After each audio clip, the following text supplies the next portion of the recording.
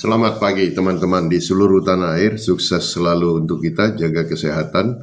Baik, hari ini tanggal 4 Juli, hari Jumat, saya akan update trading plan saya. Kalau kita lihat tanggal 3 Juli kemarin, dia berada di garis titik-titik ini, mulai di cluster B, ya, dan di B kita bisa beli kemarin, tetapi naiknya tidak kuat dan dia ke C. Ya. Jadi, Pak, gimana? Di C jangan dibeli, sesuai dengan rumus kita jangan beli. Nah, sekarang ini uji coba kita membeli di B, ternyata nggak keluar, nyangkut. Nah, yang saya selalu bilang, apabila kita beli di cluster A, cluster B, kita langsung pasang TP di 3 poin, ya, di 3 poin. Kenapa?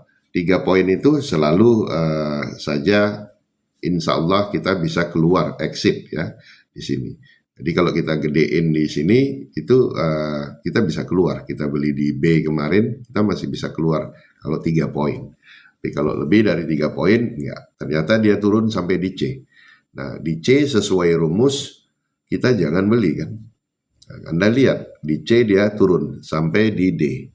Nah, di D ini kalau kita gambar lagi, sebenarnya ini D+. Tapi kita nggak gambar, dia turun. Dan kalau Anda pasang buy limit, ya, bagaimana Anda caranya pasang buy limit di entry point-nya, di mana Pak? Gitu. Nah, terus kemudian naik, nggak kuat, naiknya sampai di cluster D saja sini, terus dia sideways. Nah, sekarang kita gambar di hari ini 4 Juli dia di cluster D. Nah, pertanyaan yang klasik dari semua followers, Pak Bir, kemarin Pak Bir bilang gap-nya sudah tertutup. Di 3325, di 3363 udah tertutup. Nah, biasanya Pak, kalau gap itu sudah turun, biasanya itu naik atau koreksi dulu. Tidak ada yang tepat mau naik dulu atau mau koreksi dulu, tetapi umumnya biasanya koreksi dulu. Tetapi bisa saja itu false karena market maker punya 1001 cara melakukan propaganda psikologis. Kalau pasar semua sudah hafal, setelah tutup gap dia akan turun, dia naik. Tapi kalau market terlalu confidence, setelah tutup gap kayaknya ini lanjut naik ke 3.500, malah dia turun. Nah, kemarin sampai di C, dia main-main di cluster C dari sini, ya. Di B kemarin naik sedikit aja, terus dia main di C, terus seperti rumus kita, C jangan masuk, dia langsung turun D. Nah, sekarang kita masuk di D, ya.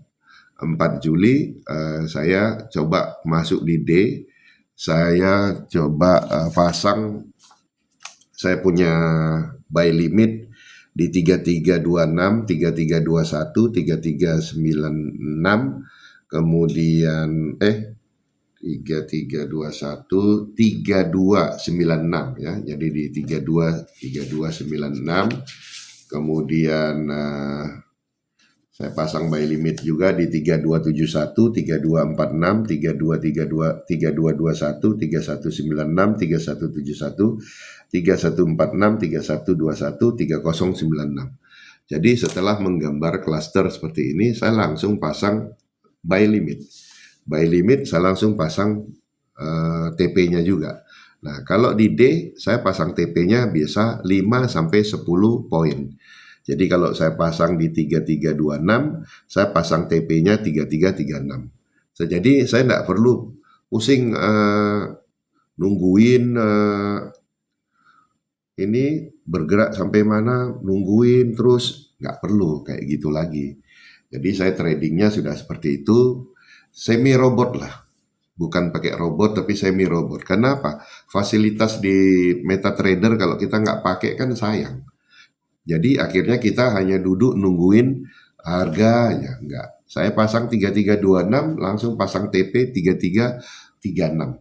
Dah, kalau dia laku ya lumayan, udah dapat ya $50-100 udah akan kejemput sendirinya. Jadi kalaupun dia rubuh, pagi ini dia rubuh, saya udah pasang buy limit, dia akan otomatis terjual dengan sendirinya.